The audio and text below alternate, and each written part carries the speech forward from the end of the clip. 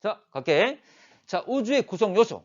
자, 우주를 구성하고 있는 요소가 크게 세 가지가 있습니다. 세 가지인데, 첫 번째로 물질. 우주 구성 요소에는 중력을 미치는 물질. 중력을 미친단 말은 질량을 가지고 있다 그 말이야. 질량을 가지고 있어서 중력을 미치는 그 요소가 차지하는 비율이 32%입니다. 그런데 우리 우주의 밀도가 어떤 밀도와 동일하다고 그랬죠? 아까 임계 밀도와 동일하다고 그랬지? 그래서 여기서 32%란 말은 우리 전체 우주의 밀도에 대한 그 비율을 말하는데, 이거는 기본적으로 현재 보면 우주 밀도가 임계 밀도에 거의 비슷한 값을 가지기 때문에 임계 밀도에 대해서 약 32% 차지한다 생각하시면 됩니다. 자, 그러면 이 중력을 미치는 질량을 가진 애들을 크게 둘로 다시 나눌 수가 있다. 보통 물질과 암흑 물질로 나눌 수가 있어. 그 비율은 다 기억하셔야 되는데, 자, 보통 물질은 일반적으로 우리 주변에 있는 이 물질들을 통째로 하는 말입니다. 사람이나 행성이나 별이나 은하, 이렇게 보이는 애들, 관찰할 수 있는 애들을 보통 물질이라 그래. 우리가 일반적으로 말하는 건 대상들이지. 자, 관찰할 수 있단 말은 스스로 빛을 내거나 또는 스스로 이렇게 빛을 받아가지고 반사하는 애들을 말하겠죠. 그래서 전자기파를 흡수 또는 방출할 수 있는 이런 애들을 바로 우리가 보통 물질을 합니다. 어쨌거나 보인다 그 말이지. 관찰 가능하다 그 말이야. 자, 그러면 계속 눈에 보이는 것, 관찰 가능한 것 이런 이야기 했기 때문에 이에 대비되는 것이 바로 암흑물질, 보이지 않는 애들을 말합니다. 자, 시각적으로 관측되진 않지만 얘들은 질량은 가지고 있습니다. 질량을 가지고 있기 때문에 중력을 발휘하고 있다 그 말이야. 이들의 비율은 27%. 기억하셔야 돼. 보통 물질이 5%, 암흑물질이 27%. 그 비율 기억하셔야 됩니다. 자, 이렇듯 별이나 은하가 물질의 대부분에 생각을 하지만 실제로 보이지 않는 애들이 월등히 많지? 5배 이상 많습니다. 질량적으로 봤을 때. 자, 그래서 관측되진 않지만 중력을 작용하기 때문에 이것을 이용해서 이들의 존재 여부를 확인하고 있습니다. 자, 그러면 존재 증거. 존재의 암흑 물질은 눈에 보이지 않기 때문에 중력 작용만 생각하시면 됩니다. 증거로서 제시할 건 세 가지인데 모두 다 중력과 관련된 거야. 자, 나선 은하의 회전 속도 곡선, 이게 뭐냐면 나선 은하는 우리 은하도 나선 은하인데 나선 은하는 회전하고 있습니다. 회전하고 있는데 회전 속도 곡선이란 건 은하 중심으로부터 멀어짐에 따라서 회전 속도의 분포가 어떻게 되어 있는지 이걸 바로 나타낸 걸 회전 속도 곡선이라 그래요. 자, 근데 만약에 은하 중심부에 대부분의 질량이 모여 있다면 무슨 회전을 하냐면 케플러 회전을 합니다. 자, 우리가 은하 중심부를 보게 되면 실제로 아주 밝고 현재 보면 그 핵들이 보이고 잘 보이는데 그만큼 많은 별들이 모여있다 그 말이야. 그만큼 질량들이 많이 모여있다 그 말이지. 자, 케플러라는 사람이 실제로 행성들의 운동을 보고 정리한 사람인데 우리 태양계 봅시다. 태양계에서 태양으로부터 멀어질수록 공전 속도가 빨라져 느려져? 느려졌지. 금성과 지구를 비교하면 누가 더 빠르다? 금성이. 지구와 화성을 비교하면 지구가 더 빠른 거죠. 공전궤도 반경이 커질수록 속도가 느려졌어. 그러면 시각적으로 봐. 나선 은하를 봤을 때 중심부에 많은 별들이 모이는 것이 보인단 말이야. 그러면 그 말은 중심부에 많은 질량이 있는 것처럼 보이지. 그러면 얘들도 케플러 회전해야 된다 그 말이야. 우리 태양계에서 태양이 차지하는 질량이 얼마쯤 된다 그랬죠? 우리 태양계 전체에서 태양이 차지하고 있는 질량 비율 99.8%야. 99.8. 대부분이죠. 그러면 중심부에 질량이 모여 있으면 그런 케플러 회전을 따른다 그 말이지. 그런데 자 봐. 케플러 회전은 중심부로부터 멀어질수록 회전 속도가 느려져야 되는 게 맞는데 실제로 관측해 보면 회전 속도가 멀어짐에 따라서 떨어지는 것이 아니라 일정하게 유지가 됩니다. 그 말은 케플러 회전을 따르지 않는다? 중심부에 질량이 다 모여 있는 건 아니다 그 말이지.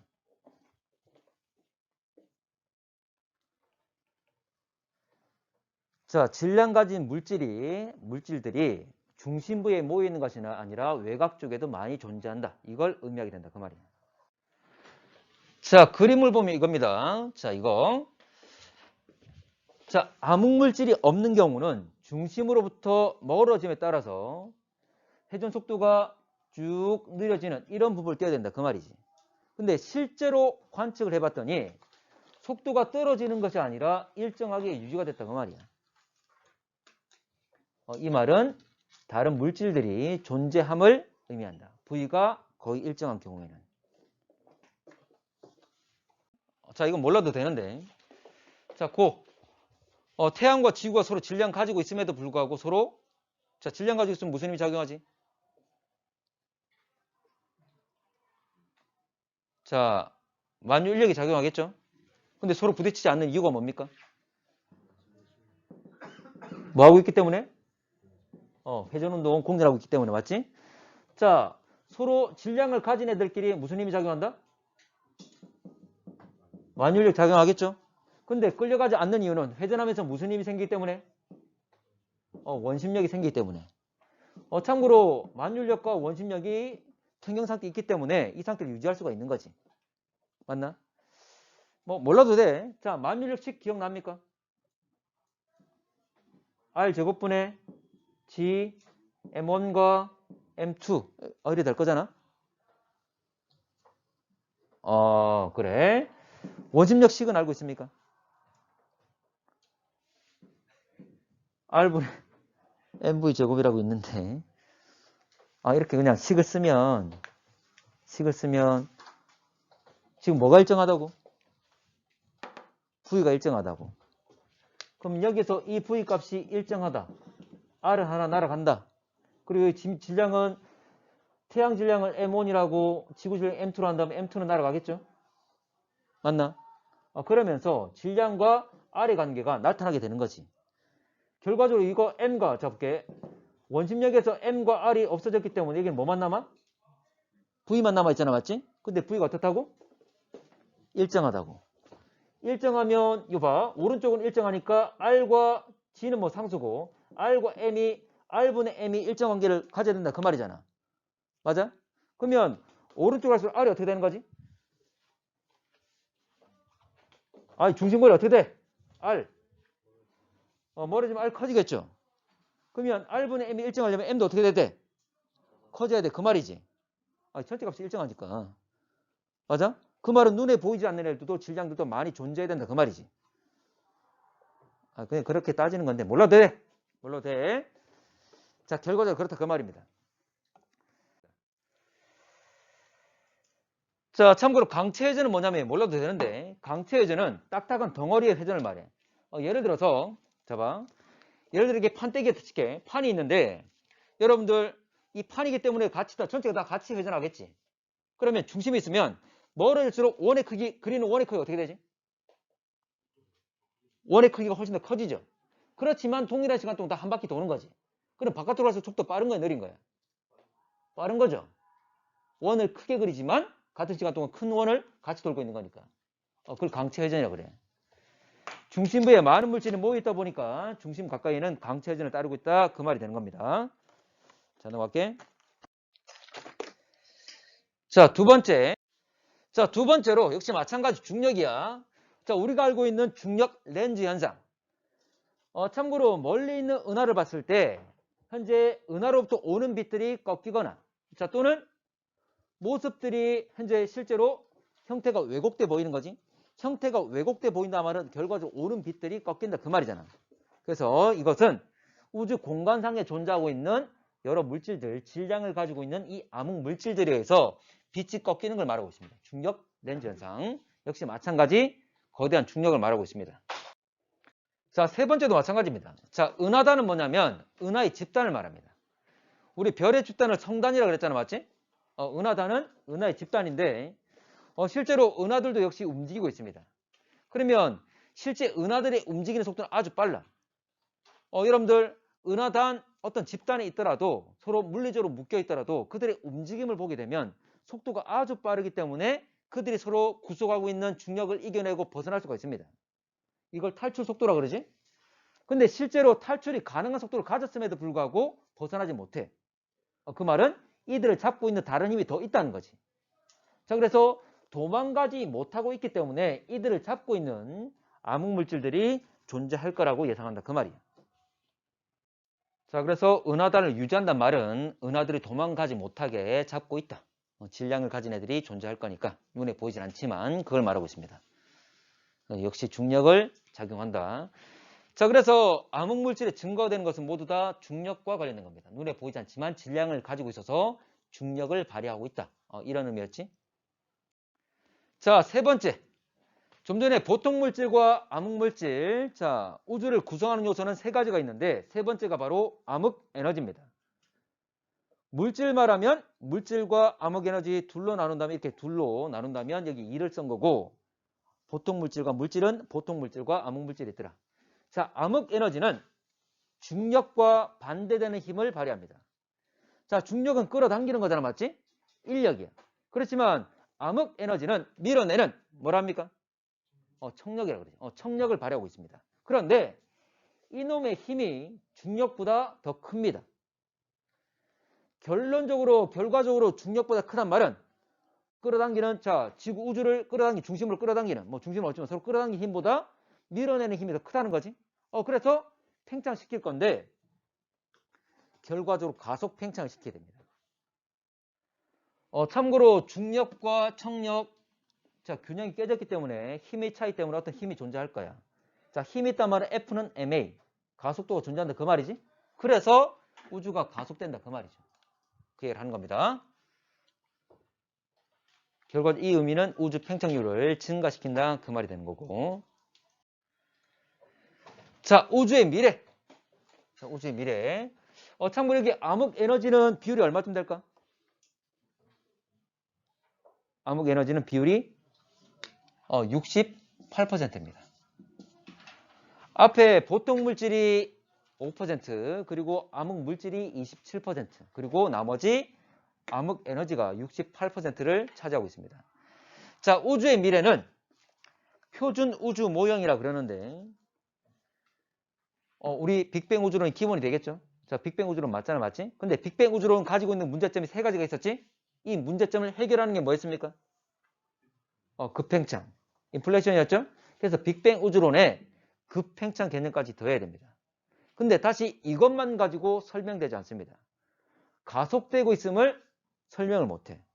근데 아까 우주를 가속시키는 에너지가 누구였죠? 암흑 에너지. 그래서 눈에 보이는 것만 말고 보통 암흑물질과 암흑 에너지 개념까지 함께 고려해야 현재 우주를 설명할 수가 있더라. 자, 이게 표준 우주 모형입니다.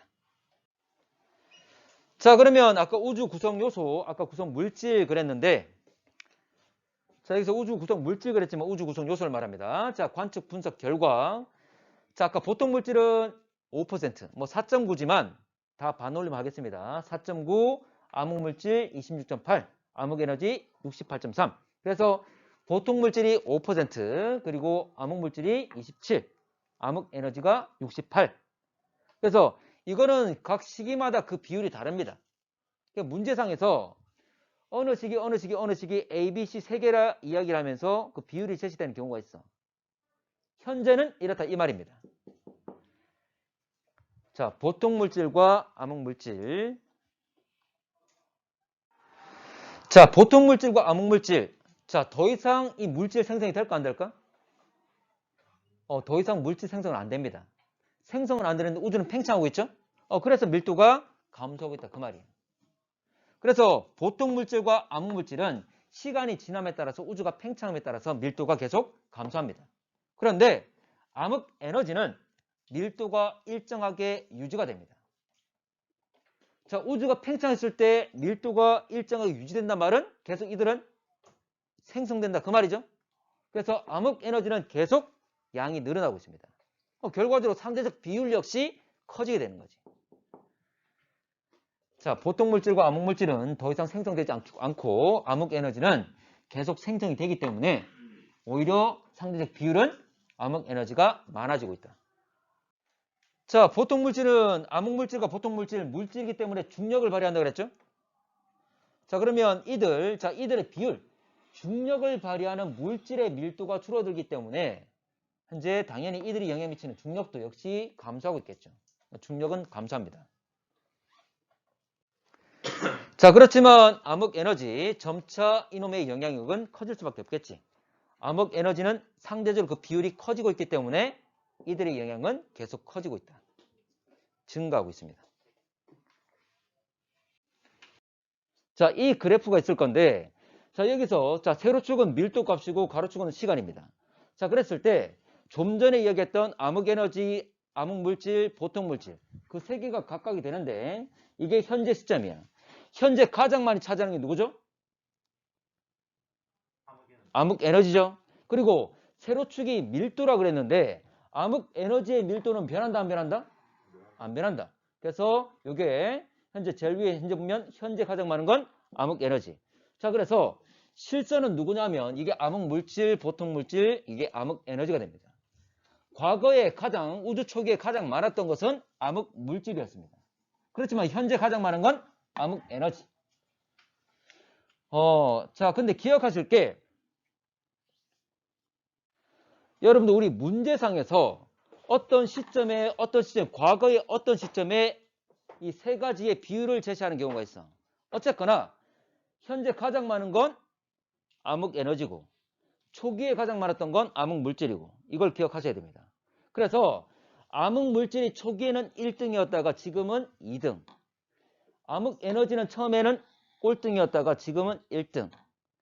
자, 보통 물질은 1등 한 적이 있다 없다? 없습니다. 2등에서 지금 꼴등 돼 있는 상황이지? 이 관계를 기억하셔야 됩니다. 자, 넘어갈게. 이거는 현재 퍼센티지. 자, 이제 마지막 내용인데 가속 팽창 증거. 자, 우주가 팽창하는 속도가 가속되고 있다는 걸 확인할 수 있었던 건 뭐냐면 초신성 1A입니다. 자, 초신성 하면 여러분들 질량 큰 별의 마지막에 폭발하는 그 과정을 말하는 거지. 자, 그런데 여기서 1A가 뭐냐면 원래 1B, 1C 다양하게 있습니다. 폭발하는 과정에서 그 나타나는 스펙트럼, 그 스펙트럼 특징에 따라서 A, B, C 쭉 나눴어. 여러 가지로 나눴는데, 자, 그 중에서도 1A형입니다. 뭐, 여러 가지 있다고 몰라도 돼. 그냥 초신성 1A. 이걸 관측해서 알았다라고 생각하시면 돼. 자, 그러면 이게 뭘 의미하는지 한번 볼게. 자, 이게 뭘 의미하냐면, 우리 눈에는 별들이 각각 다 따로 있는 것으로 보이지만, 실제로는 서로 물리적으로 묶여서 쌍성으로 존재하는 경우가 상당히 많아. 쌍을 이루는 경우가 상당히 많다는 거지. 근데, 질량이 뭐 비슷하게 쌍을 이루는 경우도 있겠지만 질량이 다르게 이루는 경우가 상당히 많습니다. 그러면 질량 큰 별과 작은 별이 서로 중력적으로 묶여서 함께 있는 상황이야. 질량 큰 별과 작은 별 중에 누가 진화 속도 빠르지? 질량 큰 별이 빠르죠. 그래서 질량 큰 별이 먼저 진화해서 얘가 거성이 되고 나중에 백색 외성이 된 상태야. 이제 질량 작은 별이 이제 진화하면서 주기활성에서 이제 진화해서 적색 거성이 될 거야. 적색 거성이 되면 수백 배 커질 거잖아, 맞지? 맞나? 커지면서 자, 지금 이 그림처럼 원래 작은 별이 지금 적색 거성이 되는 거고 원래 큰 별은 벌써 백색 외성 돼 있는 상태야. 적색 거성이 커지다 보면 크게 커지다 보면 자, 백색 외성의 중력권에 빨아들이는 이 중력 때문에 이 일부 물질들이 적색 거성 물질들이 빨려 들어갑니다. 근데 백색 외성이 될 수 있는 질량이 얼마냐면 1.44 태양 질량이라고 그래. 근데 만약에 이 질량 범위를 넘어서게 되면 폭발합니다. 그게 바로 초신성 1A야. 됐나? 자, 봐봐. 자, 기존에 했던 백색 외성이 이 적색 거성으로부터 물질이 유입되면서 1.44 태양 질량을 넘어서게 되면 그때 폭발하는 거야. 그럼 여러분들 폭발하는 질량이 정해져 있습니까? 지금 폭발하는 질량이 정해져 있나? 좀 전에 1.44 태양 질량으로 딱 정해져 있잖아, 맞지? 그 말은 뭐냐면 폭약의 양이 딱 정해져 있는 거지. 그럼 밝기가 어떨까? 다 똑같겠지. 다 똑같습니다. 어쨌거나 초신성 1A 이렇게 질량을 받아가지고 터진 애들은 똑같은 화약의 양, 똑같은 폭약의 양 가지고 터졌기 때문에 다 광도가 똑같아. 그래서 기준이 되는 거야. 자, 넘어가 볼게. 자, 그러면 초신성 1A 특징은 광도가 아주 크다는 것. 광도가 아주 크다는 것. 그 말은 멀리서도 볼 수 있다. 그 말이죠. 맞지? 멀리서도 볼 수 있는 특징도 있지만 좀 전에 했던 것처럼 광도가 일정합니다. 얼마냐면 마이너스 19.6이야. 절대 등급으로 마이너스 19.6. 딱 정해져 있습니다. 자, 지난번에 태양의 절대 등급 기억납니까? 한 5 정도 된다 그랬지? 그러면 얘 같은 경우는 마이너스 20이잖아? 그럼 5가 몇 번 되는 거야? 5번 되는 거죠? 그 말은 100의 5승. 엄청나게 밝은 거지? 자, 그러면 실제 지금까지 거리를 잴 수 있는 가장 먼 거리를 잴 수 있는 수단이 되는 게 바로 이놈이야. 자, 가볼게. 자, 참고로 초신성을 포함한 은하의 거리를 측정할 수 있다. 왜 이 말을 쓰냐면 실제 초신성 1A 이놈의 거리를 재는 거지만 이놈을 포함하고 있는 은하의 거리를 결과적으로 잰다 그 말입니다. 무슨 말이냐면 자, 지금 우리 교실에서 자, 유재석이 어디 살고 있지? 서울에 살고 있잖아, 맞지? 그래서 우리로부터 유재석까지 거리를 쟀어. 그러면 우리로부터 유재석까지 거리나 유재석이 살고 있는 집까지 거리나 큰 차이가 있습니까? 같은 거 거의 비슷한 거잖아, 맞지? 그 말을 왜 하냐면 초신성 1A 거리를 재게 되면 초신성 1A를 포함하고 있는 그 은하의 거리를 잰다 그 말이 되는 거지. 큰 차이가 안 나니까 우리한테는. 됐지? 자, 이렇게 은하의 거리를 잴 건데 자, 스몰 n 마이너스 라지 n 이 기억납니까? 그렇지. 거리 지수. 겉자리. 겉보기 등급 마이너스 절대 등급. 자, 이게 5 로그 R 마이너스 5라 그랬어. 여기서 R이란 게 그 전체의 거리. 됐나? 계산 안 해도 돼. 그러니까 이런 식이 있는 거야. 그 말은 겉보기 등급과 절대 등급을 알면 그 전체 거리를 잴 수 있다. 그 말이지. 자, 잠깐만. 내가 초신성 원 잡게. 자, 우리가 밤하늘을 관측하는데 빵 터져가지고 갑자기 밝은 애가 생겼어. 저놈의 스펙트럼을 봤더니 1A형이야. 자, 그러면 우리가 관측만 하면 뭘 구할 수 있죠? 관측만 하면? 겉보기 등급 잴 수 있지. 그냥 관측만 하면 되는 거잖아. 자, 그리고 이미 절대 등급 알아 몰라? 알아. 그러면 거리 할 수 있다 없다? 그래 거리 재는 거야. 됐나? 거리 구하는 거 쉽습니다. 2개 등급만 나오면. 됐지? 자, 자, 가볼게. 근데 겉보기 등급이 더 어둡게 관측된 것. 이건 결과적인 건데 일단 한번 써놓을게. 자, 여기서 어둡게 관측됐단 말이 이 자료 있지? 자, 뭐냐면 자, 이거 해석을 잘해야 돼. 일단 설명 쭉 하고 할게. 자, 좀 이따 적어봐. 자, 먼저 허블의 법칙으로 구한 겉보기 등급 이게 나오지? 자, 그리고 가로축에 뭐라 돼 있죠? 적색 편이량이라 돼 있어. 원래 파장이 있는데 이 파장이 얼마나 길어졌는지 그걸 말하는 거지. 자, 갈게. 적색 편이량을 측정해서 구하는 걸 말하는데 봐봐.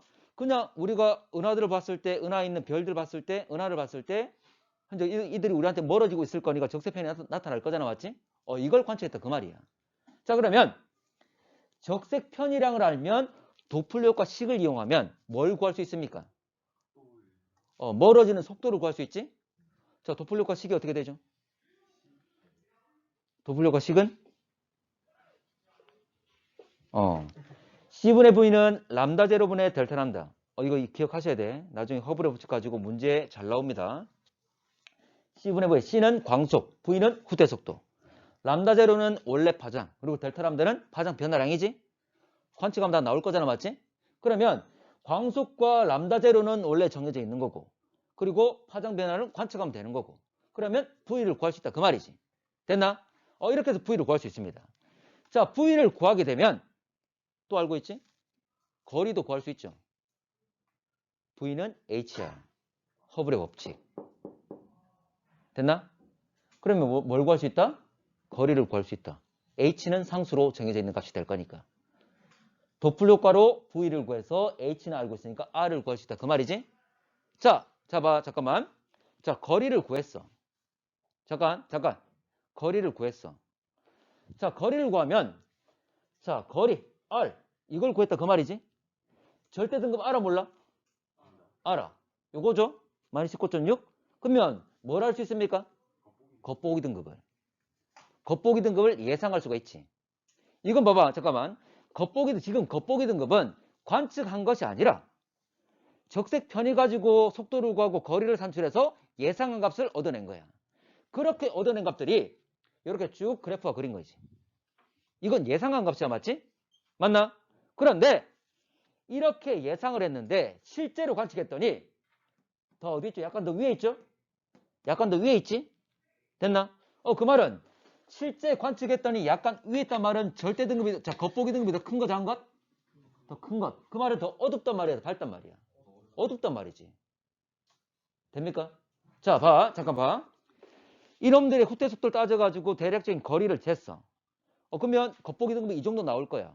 근데 실제 관측했더니 더 어둡게 나왔단 말은 더 가까이 있는 거야, 멀리 있는 거야? 실제로는 더 멀리 있다 그 말이지. 그러면 우리가 예상은 원래 후퇴에서 이만큼 와야 되는데 더 멀리 가 있다 그 말이지. 그러면 후퇴 속도가 빠르단 말이야, 느리단 말이야? 빠르단 말이 되는 거지. 그래 알아낸 거야.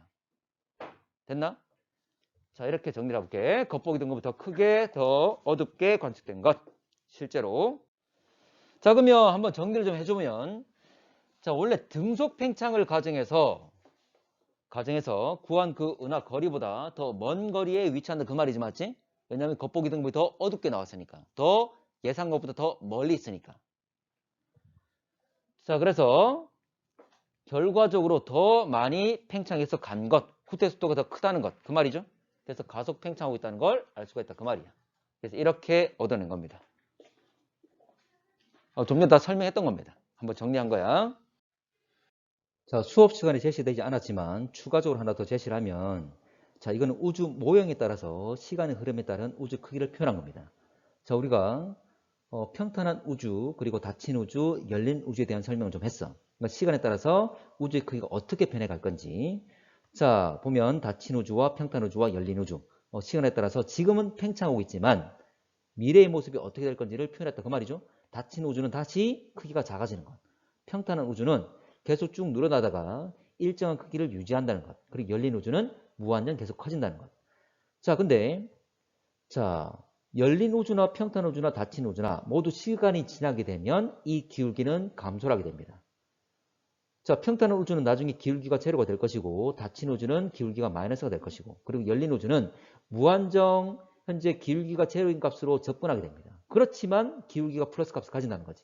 계속 증가한다는 거지. 자, 그리고 가속 우주. 자, 시간이 지남에 따라서 이 기울기가 커졌다는 것은, 자, 커지는 속도가 더 빨라졌다는 거지. 가속됐다는 것을 의미하는 거지. 참고로 이 기울기가 일정한 걸 텅 빈 우주라 그래. 자, 이런 물리적으로 배웠는지 모르겠지만, 자, 기울기가 일정하다, 시간에 따른 크기 변화가 일정하다, 속도가 일정하다는 거지. 가속도가 없다, 힘이 없다 그 말이죠. 이게 몰라도 됩니다. 자, 근데 이 그래프에서 꼭 기억할 것은, 자, 가속우주는 이렇게 표현된다는 것. 자, 시간이 감에 따라서 기울기가 점점 커지는 것, 속도가 빨라진 거지. 자, 그리고 하나 더. 자, 크기가 제로인 게, 세로축이 제로인 게 바로 우주의 시작이겠지. 그래서 현재로부터 각각의 그래프가 세로값이 제로인 것이 바로 우주의 시작. 자, 그러면 지금 파란색으로 표현된 게 닫힌 우주의 시작부터 지금까지 바로 이 길이는 우주의 나이가 되는 거지. 그러면 여러 가지 우주 모형 중에 가장 나이가 많은 건 가속 우주가 되겠죠? 자, 이것도 잘 기억하셔야 됩니다. 여기서 말하는 현재부터 세로값이 시작되는 제로인 점, 그 점까지의 거리가 바로 우주의 나이가 된다는 것.